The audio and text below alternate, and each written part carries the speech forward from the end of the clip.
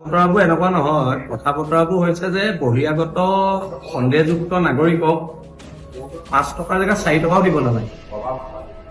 কথা বতৰাবিলাক মুখ্যমন্ত্ৰীয়ে যে দিবলৈ গৈছে আমাৰ তাত আপত্তি আছে। আমিতো নিদিওঁ। কথা বতৰাবোৰ স্পষ্ট। আৰু অসমত খিলঞ্জীয়া মানুহ দপদপনি থাকিব। এখন আমাৰ অসম হয়, ইয়াত ভূমিপুত্ৰ মানুহৰ অসম হয়।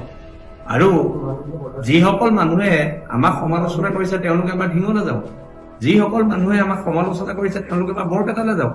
যিসকল মানুহে আমাক সমালোচনা কৰিছে তেওঁলোকে এবাৰ ধুবুৰীলৈ যাওক।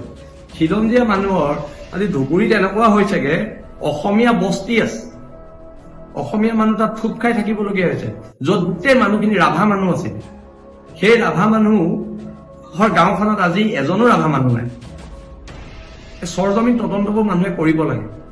আৰু আমাৰ কথা বতৰাবোৰ ৰাজনীতিৰ উদ্ধত। আমাৰ কথা বতৰাবিলাক ৰাজনীতিৰ উদ্ধত। মই আগতেও কৈছো আৰু এতিয়াও কৈছো, আমাৰ নেতা হিমন্ত বিশ্ব শৰ্মাও নহয়, আমাৰ নেতা গৌৰৱ গগৈও নহয়। সেইটো একদম স্পষ্ট কথা। আৰু সেইকাৰণে খিলঞ্জীয়া মানুহ অস্তিত্ব ৰক্ষাৰ যিখন সংগ্ৰাম, এইখন সংগ্ৰাম আমি এতিয়া নহয়, আমি কেতিয়াবাৰ পৰা কৰি আছো। আজিহে মুখ্যমন্ত্ৰীয়ে কৈছে, আজি কেইদিনমানৰ আগত, আমি কিন্তু তাৰ আগৰ পৰাই কৰি আছো। আৰু তাৰ বাবে বহুবাৰ কাৰাবাসো খাটিছো। আৰু এতিয়াও আমাৰ মুখ্য সচিবকে সমীক্ষ কৰি বহুত ল'ৰা জেলত আছে। আৰু বিল থানাৰ যিটো সত্তা, বিল থানাৰ যিখিনি কথা 10 বছৰ আগত কৈছিলে সেইখিনি কথা এতিয়া মুখ্যমন্ত্ৰীয়ে কৈছে। আৰু মই আশা ৰাখিছো যে খিলঞ্জীয়া মানুহৰ সুৰক্ষাৰ কাৰণে যিখন চৰকাৰে খিলঞ্জীয়া মানুহক সুৰক্ষা দিব, বিল থানা অসম, সেইখন চৰকাৰৰ পক্ষতে থাকিব। এই চুমা খোৱাটো মোৰ জাতীয় দায়িত্ব নহয় হা।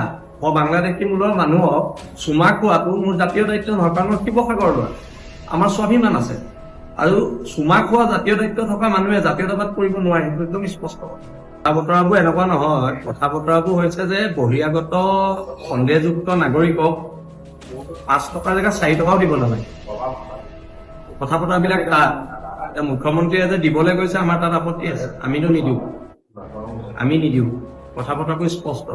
আৰু অসমত খিলঞ্জীয়া মানুহ দপদপনি থাকিব। এখন আমাৰ অসম হয়, ইয়াত ভূমিপুত্ৰ মানুহৰ অসম হয়।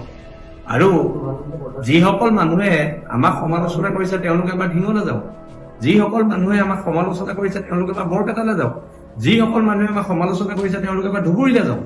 খিলঞ্জীয়া মানুহৰ আজি ধুবুৰীত এনেকুৱা হৈছেগে অসমীয়া বস্তি আছে, অসমীয়া মানুহ তাত থুপ খাই থাকিবলগীয়া হৈছে, য'ত গোটেই মানুহখিনি ৰাভা মানুহ আছে। সেই ৰাভা মানুহৰ গাঁওখনত আজি এজনো ৰাভা মানুহ নাই। চৰজমিন তদন্তবোৰ মানুহে কৰিব লাগে। আৰু আমাৰ কথা বতৰাবোৰ ৰাজনীতিৰ উদ্ধত। আমাৰ কথা বতৰাবিলাক ৰাজনীতিৰ উদ্ধত। মই আগতেও কৈছো আৰু এতিয়াও কৈছো, আমাৰ নেতা হিমন্ত বিশ্ব শৰ্মাও নহয়, আমাৰ নেতা গৌৰৱ গগৈও নহয়। সেইটো একদম